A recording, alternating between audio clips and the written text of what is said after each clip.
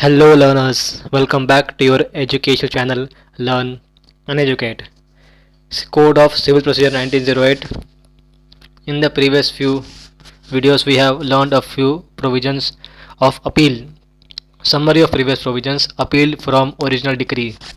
Under part 7, appeals from original decrees. Section 96, appeal from original decree.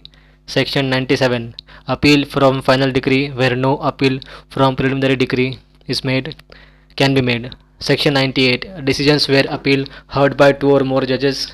Section 99, no decree to be reversed or modified for error or irregularity not affecting the merits or jurisdiction. Section 99A, no order under Section 47 to be reversed or modified unless decisions of the case is prejudicially affected. Part 7, appeals, same but under different heading. Previously all those 5 section deals with appeal from original decree, and now this deals with appeal from appellate decrees. Section 100, second appeal.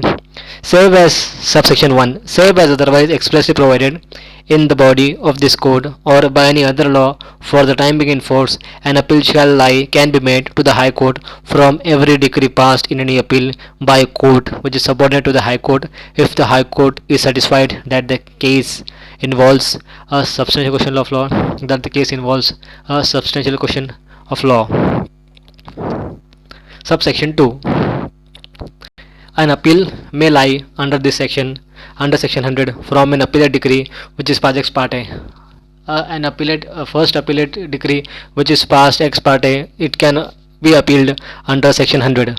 Subsection 3. In an appeal under section 100, the memorandum of appeal should precisely state the substantial question of law involved in the appeal. The substantial question of law, the question of law which is substantial in nature, thus the substantial question of law must be mentioned in the memorandum of appeal. Subsection 4. Where the High Court is satisfied that the substantial question of law is involved in any case, it shall formulate that question. Subsection 5. The appeal shall be heard on the question so formulated, and the respondent shall, at the hearing of the appeal, be allowed to argue that the case does not involve such questions, provided that nothing in this subsection shall be deemed to take in away or abridge the power of the court. Nothing in this section shall take away the power to court to her for any reasons to be recorded, and the appeal on any substantial question of law nor formulated by it if it is satisfied that the case involves such question. The analysis of section 100 is that: first, an appeal shall lie to the High Court from any decree which is passed in any court by any court which is subordinate to the High Court, and if the court is satisfied that the case involves a substantial question of law.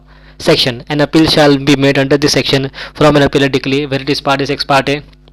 Third, in an appeal under section 100, the memorandum of appeal shall precisely state the substantial question of law which is involved in the appeal. Fourth, where the High Court is satisfied that a substantial question of law is involved in any case, then it shall formulate that question. Now, section 100A. Section 100A, where no further appeals in certain cases can be made. Nothing withstanding anything contained in any letter patent for any High Court or in any instrument which is having the force of law or in any other law for the time being in force, where any appeal from an original or an appellate decree, where any appeal which is made from an original or an appellate decree or order is heard and decided by a single judge, an order is heard or is decided by a single judge of any High Court, no further appeal shall lie from the judgment or decree, no further appeal shall lie and the decree of such a judge. Then any further appeal cannot be made, or a decree can lie against a decree for such against a single judge bench, single judgment.